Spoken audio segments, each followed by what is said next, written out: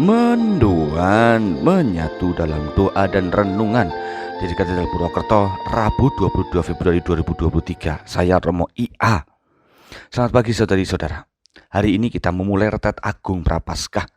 Semoga perjalanan kita ini menjadi sumber keselamatan menuju pada Paskah nanti, dan kita pun mengalami pertobatan serta pembaruan hidup yang semakin sempurna dalam nama Allah Bapa. Mari sekarang kita renungkan sabdanya dari Injil Matius bab 6 ayat 1-6, dilanjutkan ayat 16-18.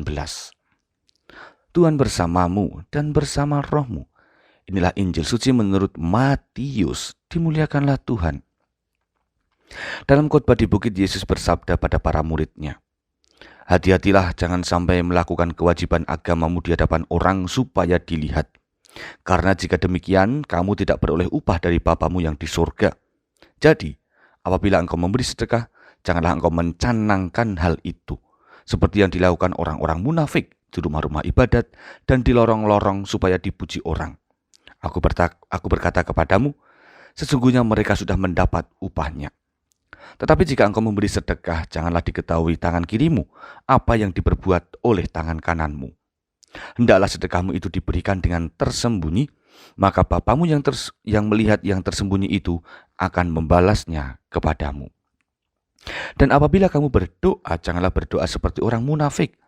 Mereka suka mengucapkan doanya dengan berdiri di rumah-rumah ibadat dan pada tikungan-tikungan jalan raya, supaya mereka dilihat orang. Aku berkata kepadamu, mereka sudah mendapat upahnya. Tetapi jika engkau berdoa, masuklah ke dalam kamarmu, tutuplah pintu dan berdoalah kepada Bapamu yang ada di tempat tersembunyi.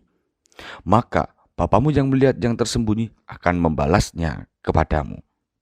Dan apabila kamu berpuasa, janganlah muram mukamu seperti orang munafik.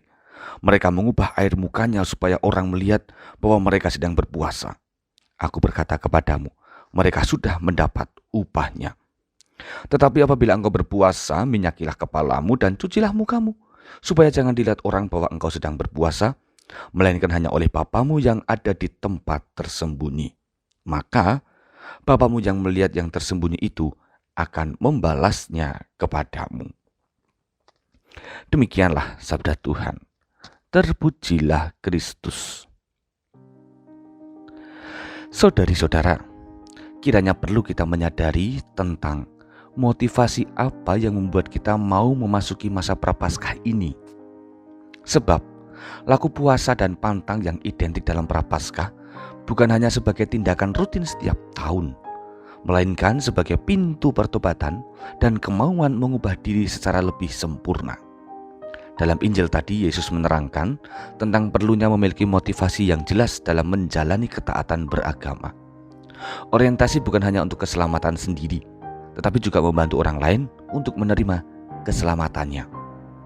Puasa dan pantang memang pertama-tama untuk kepentingan kita, agar kita mampu mengendalikan diri secara matang dan dewasa.